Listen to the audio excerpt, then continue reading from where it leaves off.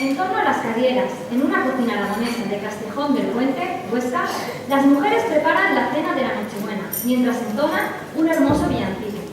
Esta melodía fue recogida en el cancionero popular de la provincia de Huesca y fue llevada al disco por la Orquestina del Fabirol, en su trabajo dedicado a la Navidad.